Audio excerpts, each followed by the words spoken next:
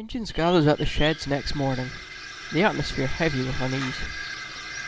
Despite Percy's insistence, most of the engines remained sceptical about the mysterious figure he had described. Only Edward seemed to entertain the possibility, his calm, thoughtful nature giving him pause. So, Percy, this engine you saw, did it just vanish into thin air, or was it a dream? Huh, dreams. That's what this is, a little engine with an overactive imagination. It wasn't a dream. I know what I saw and heard. That engine is real, and it's behind all the trouble we had lately. But why would anyone, engine or not, want to sabotage the railway? Edward cleared his throat, breaking the tense silence. Sometimes anger and resentment can drive others to do terrible things.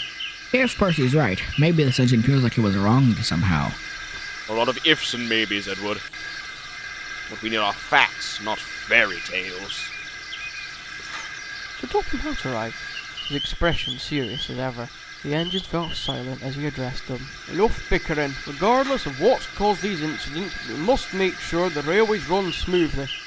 Percy, you'll continue with your usual duties, and the rest of you will remain vigilant. If there is a rogue engine, we'll find out. Percy's boiler felt heavy as he puffed away. He wanted to do more, but without proof his words fell like steam in the wind. Later that day, Percy was tasked with delivering coal to the main station. As he passed the old siding where he'd encountered the strange engine, he slowed, his eyes scanning the shadows. The shed was empty, but a faint smell of oil lingered in the air. Where are you hiding? He continued on his way, his thoughts swirling. If no one else believed him, he would have to find a way to gather evidence. But how? That evening, Percy and Edward were alone at the yard, staring at the horizon as the sun dipped below the hills. You've been quiet, Percy. Is everything alright? I don't know what to do, Edward. I know that engine is out there, but no one believes me. Edward smiled kindly, his gaze thoughtful. Sometimes the truth takes time to reveal itself. Don't lose hope. If you're right, the best thing you can do is stay vigilant and be ready when the time comes. Percy nodded, comforted by Edward's words. He felt a renewed determination to uncover the truth. The days passed, and the railway's operations returned to a semblance of normalcy. But Percy remained watchful, his eyes and ears attuned to any sign of the rogue engine. Then, one foggy night, as he shunted trucks in the yard, he heard it, a faint chuff of a nearby engine. It's you, isn't it? He followed the sound, careful to stay hidden. The fog thickened, surrounding the yard in an eerie silence. Finally, he spotted it.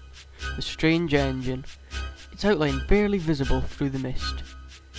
It was speaking in hushed tones to another figure Percy couldn't make out. Percy's firebox raced. This was it, the proof he'd needed, but as he moved closer, a loose plank shifted beneath his wheels, creating a loud creak. The strange engine's gaze snapped around, its eyes locking onto Percy. You again. Haven't you learned to mind your own business? Before Percy could respond, the strange engine let out a piercing whistle and vanished into the fog. Percy hesitated, torn between chasing it and returning to warn the others. He chose the latter, puffing back to the sheds as fast as his wheels would carry him. When Percy arrived, the other engines were settling in for the night. He burst into the shed, his voice urgent. I saw it! The strange engine was in the yard talking to someone. It's planning something big, I heard it say so. The engines exchanged uneasy glances. Thomas spoke first. Percy, are you sure? It's late, and the fog can play tricks on your mind. Ugh, more wild stories. This is getting tiresome. Edward frowned, his expression more serious. If Percy says he saw something, we should at least consider it. Ignoring him won't help if he's right. Tomas arrived, summoned by the commotion. Percy repeated his account, his voice steady despite the doubt surrounding him. This is strange. If what you say is true, Percy, we need to act carefully. We can't risk provoking this engine further. The other engines murmured in agreement, though Gordon remained sceptical.